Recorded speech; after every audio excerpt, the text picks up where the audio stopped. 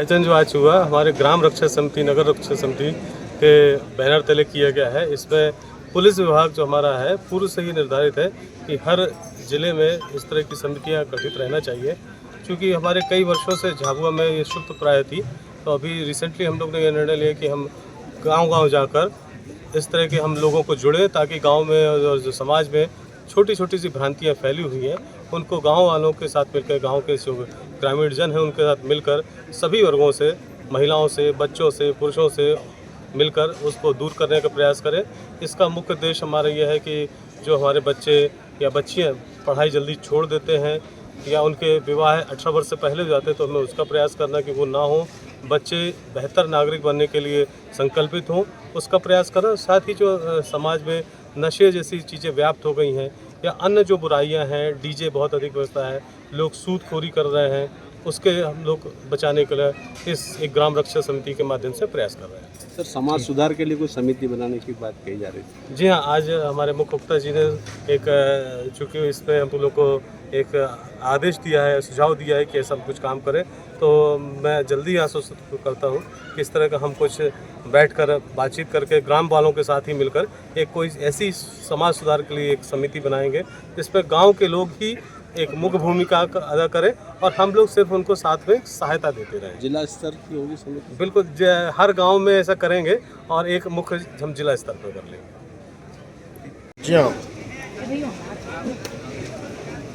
आध्यात्मिक को लेकर आपने यहाँ ग्राम समिति को संबोधित किया, किस तरह का रहा है? देखिए, ये आध्यात्म वैसा आध्यात्म नहीं था कि शंख बजाओ और माला फेरो और घर गृहस्थी का कोई काम ना करो।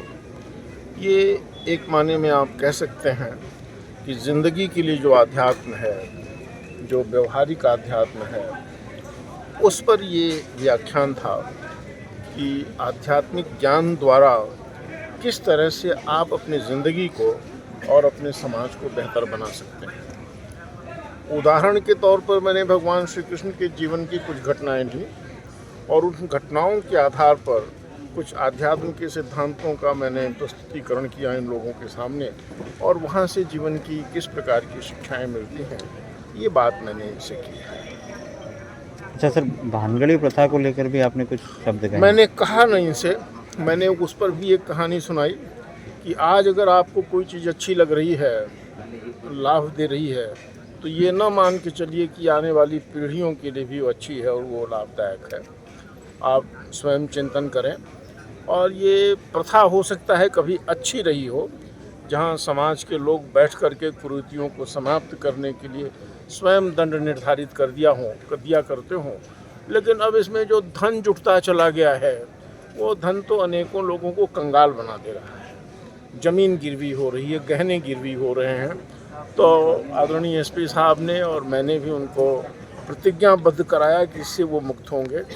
भानगड़ी प्रथा भले ही जीवित रहे, और उसमें जो पैसे का लेन देन है, ये तत्व समाप्त हो जाना चाहिए। बात की ना मैंने उस प्रथा की।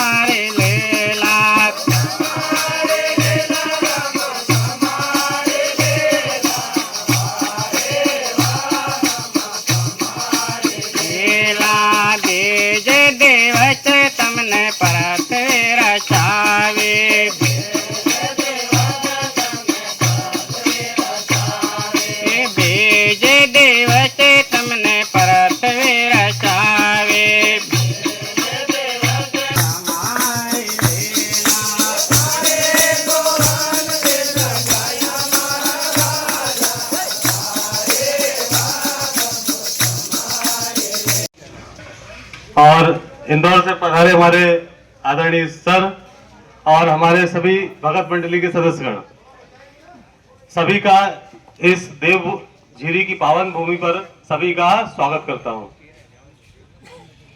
आज हम यहाँ क्यों इकट्ठे हुए मालूम है आप लोगों को? कुछ लोगों को मालूम है।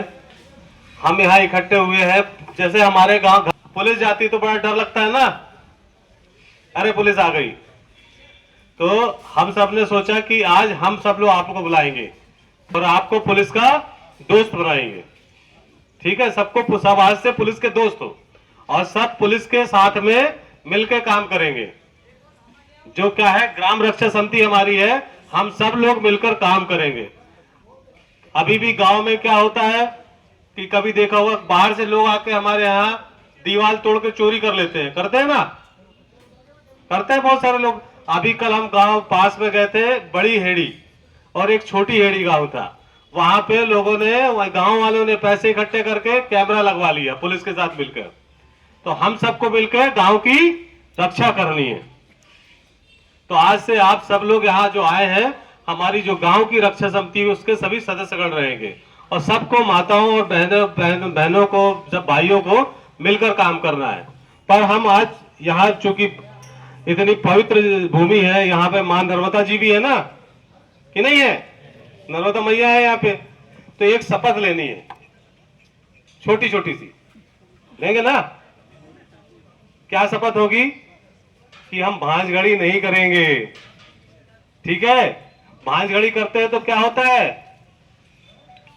सामने वाले जिसको हम वो सारा अपनी जमीन और चांदी गिरवी रख देता है, रखता है ना। भांजगड़ी बहुत अच्छी थी एक जमाने कि आपस में बैठ के समझौता हो जाता था, पर अब क्या होता है कि सामने वाले से हम 50 लाख से चालू करते हैं, 10 लाख में आ जाते हैं, ऐसे ही होता है ना। और जिसके यहां से लेते हैं पैसा तो वो जमीन भी बेच देता है, चांदी भी गिरवी रख देता है। जब चांदी गिरवी रखता है तो क्या होता है, हमने 10 लाख रुपया लिया तो हम अपना मूलधन तो वापस ही नहीं कर पाते हैं, ब्याज ही ब्याज में आपका पैसा खर्च हो जाता है, वो गुजरात जाके मजदूरी करता है। तो आज से हमको ये करना है कि ये हम सब काम नहीं करेंगे। और जो भी आपको करना है, अपना आपस में गांव में बैठे पुलिस को बुला ले या ऐसा करना, बैठ के बिना पैसे का काम करना है। कोई एक्सीडेंट हो गया, मर गया, अब कोई जानबूझ के तो करता नहीं एक्सीडेंट, अपन ने क्या किया, उसकी लाश ले जाके सामने वाले के घर रख दी है और बोले कि जला इसमें आग लगा देंगे गांव घर में, जब तक वो 10 लाख रुपए 5 लाख रुपए नहीं देगा। तो ये अच्छी बात है क्या? नहीं है ना। तो ये किसी के साथ भी हो सकता है। इसी तरीके से हमारे झाबुआ में सबसे बड़ी समस्या क्या है कि हमारे लाड़ा लाड़ी जो रहते हैं, बच्चे बच्ची क्या करते हैं, मजदूर करने बाहर जाते हैं, जाते हैं कि नहीं। तो हमें 18 साल तक की उम्र तक बच्चियों की शादी नहीं करना है। और कम से कम हमारी सरकार ने इतने सारे हॉस्टल वाले स्कूल चला रही है जहाँ खाना रहना और सब कुछ फ्री है, पढ़ाई किताबें भी फ्री है, ड्रेस भी सरकार दे रही है। तो हमें कम से कम 12वीं तक बच्चों को पढ़ाना है।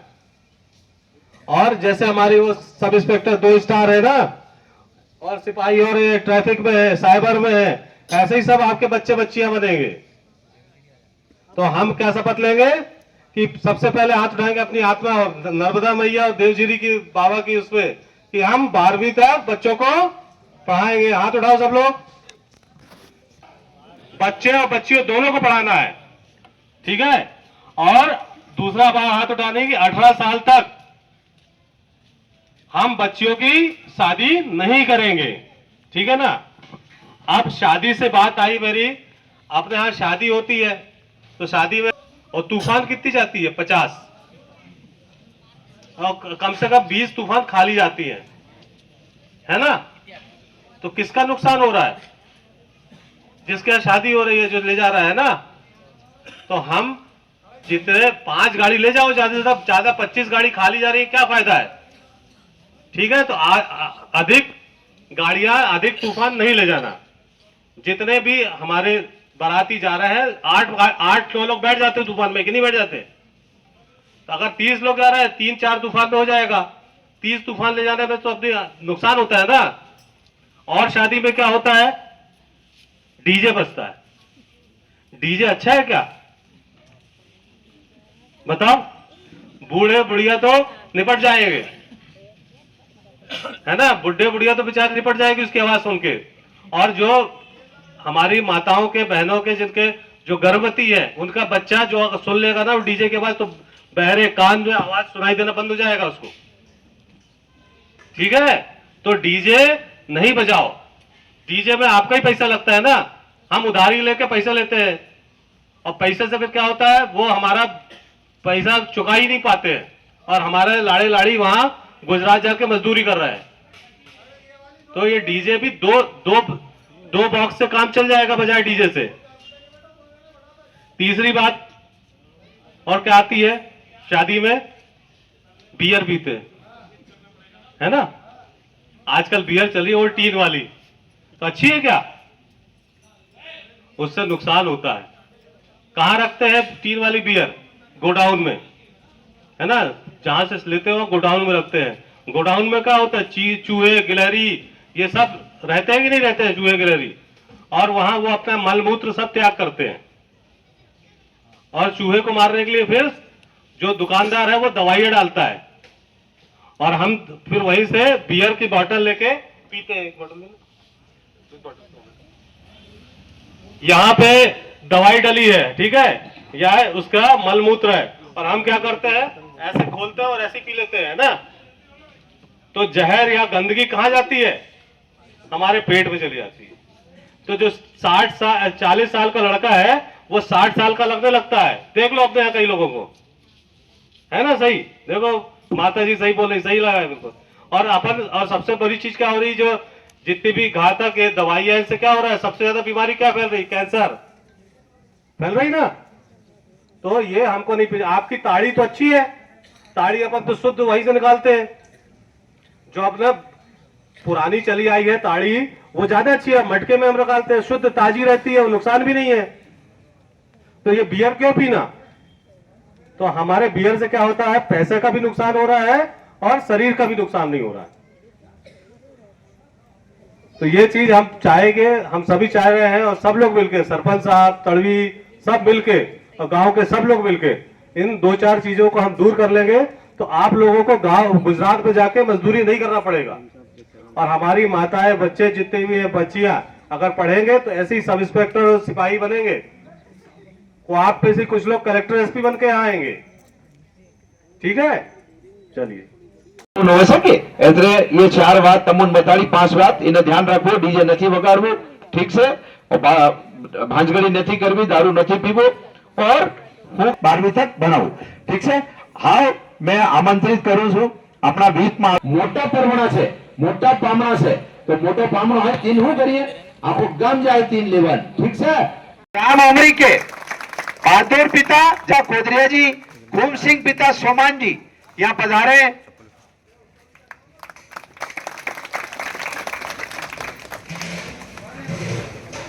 साथियों, इन लोगों का सम्मान इसलिए हुआ है कि इन्होंने अपने नगर में, अपने गांव में सीसीटीवी कैमरे लगाए हैं। पारा रोड, पारा से झाबुआ रोड पर कैमरा लगाया है। कमलेश जी, जुवान सिंह जी डामोर, इन्होंने बोरी रोड पारा में अपना कैमरे लगाए हैं। हम इनका भी स्वागत करते हैं। भूरा भाई भी अगर यहाँ हो उपस्थित तो पधारे, बड़ी हिड़ी से पधारे। भूरा भाई, उन्होंने भी कैमरा लगाकर और नगर को, गांव को एक सुरक्षा दी है। आप सभी को राम राम। कार्यक्रम में पधारे हमारे बीच परम सम्माननीय आदरणीय डॉक्टर प्रभुनारायण मिश्रा जी, इनका उद्बोधन हमारे यहाँ पे 2-3 बार हो चुका है। आज आपके बीच भी इन्होंने बहुत ही अच्छी सत्कर्म की बातें बताई। क्योंकि देखिए, कोई भी अपराध तब उत्पन्न होता है जब आपराधिक मंशा होती है। आज हमारे बीच में मिश्रा जी ने बड़ी अच्छी बातें बताई है कि आपको अच्छा कर्म करना है। क्योंकि देखिए, कोई भी लोभ हो, लालच हो, गलत कर्म होगा, उसी से अपराध उत्पन्न होता है, और अपराध के बाद जरूरत पड़ती है पुलिस की। और हम अब आप सबको पुलिस बना रहे हैं, ग्राम रक्षा समिति के सदस्य बना करके, ताकि आप सब भी अपने मन से किसी प्रकार का अपराध ना हो, इसको रोकने में हमारा सहयोग करेंगे। और इसी प्रकार से जैसे हमारे कुछ सदस्यों का सम्मान किया गया, जिन्होंने सीसीटीवी कैमरे लगाए, जो बाहर से किसी प्रकार के आपराधिक तत्व आ जाते हैं, उनको भी मॉनिटरिंग करने के लिए आप लोगों की जो पहल की गई है, इसको आपके माध्यम से और भी अन्य लोगों तक के पहुंचाने का ये प्रयास आगे बढ़ते रहेगा। तो हम इस जिले के भी अन्य स्थानों में जो है अपराध को रोकने में आपकी ही मदद लेकर के और एक अच्छा वातावरण यहाँ पे उत्पन्न कर सकेंगे। और ये पूरी पहल को जो है हमारे आदरणीय पुलिस अधीक्षक महोदय के मार्गदर्शन में प्रारंभ किया जा रहा है, और दलित थाने के माध्यम से जो है अब जो है आप हमारे पास नहीं आ रहे हैं बल्कि हम आपके पास आ रहे हैं, ताकि हम सब मिलकर के जो है जो आपराधिक प्रवृत्ति है उसको ख़त्म करें और अपराध को ख़त्म करने में हम सब मिलकर के काम कर सकें। यहाँ आज आप लोग सभी लोग उपस्थित हुए हैं, आपका भी बहुत बहुत धन्यवाद और इस चीज़ को आगे बढ़ाएंगे ऐसी मेरी आपसे भी कामना है। और हमारे जो मीडिया के बंधु हैं, मीडिया के साथियों से भी निवेदन है कि ये जो अच्छी चीज़ें यहाँ से पहल के रूप में शुरुआत हुई है, इसको भी आप अपने मीडिया के माध्यम से प्रचार प्रसार करेंगे ताकि अन्य गाँव के लोग भी इससे शिक्षा लें और वे भी अपने स्वप्रेरित होकर के सीसीटीवी कैमरा लगाएं, गांव में रक्षा समिति के सदस्य बने और किसी भी प्रकार की अपराध की वृत्ति है उसको रोकने में हमारा सहयोग करें, ना उनका भी खुद का भी सहयोग करें और अच्छी चीज़ों के लिए पहल करें ताकि हम आगे उनका भी सम्मान कर सकें और वो भी जो है इसके माध्यम से अन्य लोगों को भी हमारे बीच में लाएं और किसी प्रकार से और भी कोई अच्छा कार्य करते हैं तो हम उनको भी जो है प्रेरित करने के लिए अन्य लोगों को भी जो है सम्मानित करेंगे और उनके माध्यम से अन्य लोगों तक पहुंचाने का प्रयास करेंगे। आज के कार्यक्रम में यहाँ पे भगत मंडली भी उपस्थित हैं और यहाँ की जो भी पूरी व्यवस्था की है, भोजन व्यवस्था की और यहाँ पुलिस के हमारे समस्त अधिकारी गण, कर्मचारी गण, बच्चियाँ, ये सभी लोगों ने आज के कार्यक्रम को अच्छे से सुना है और इसे बहुत से लोगों तक के पहुँचाने में हमारी मदद करेंगे। आप सभी का बहुत बहुत धन्यवाद।